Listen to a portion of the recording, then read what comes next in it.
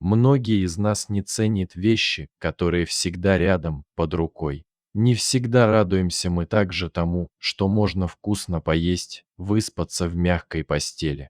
Но песик, о котором мы намерены рассказать, был очень рад даже такой мелочи, что у него теперь есть своя простая кроватка. Всю жизнь на улицах провел песик Эзра, а в прошлом сентябре его забрали в приют, что находится в округе Ферфилд.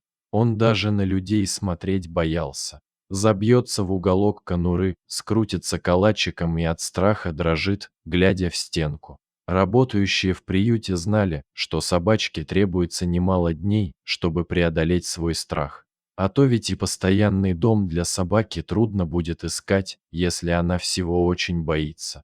Персонал наметил план действий для того, чтобы оттаяло сердечко Эзры. Но много хот-догов для этого необходимо было иметь.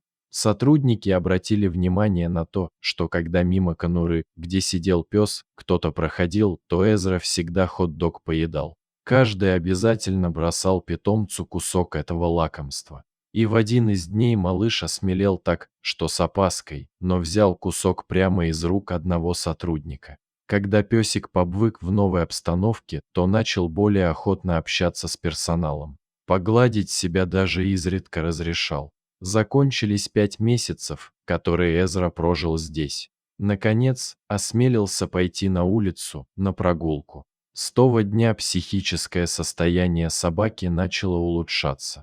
Эзра словно родился вновь.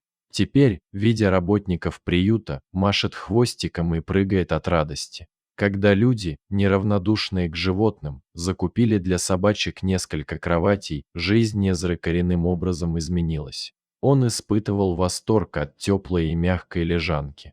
Не хотел даже на прогулку идти, так что его уговаривали слезть с кроватки. Но только прогулка закончилась, он сразу улегся в свою кровать.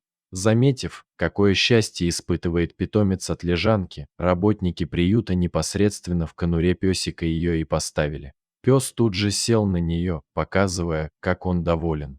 Недалек тот день, когда песик в город Нью-Йорк поедет. Там ему будут искать хозяев. А приютский персонал горд за своего питомца. Ведь Эзра смог побороть свои страхи и снова довериться людям.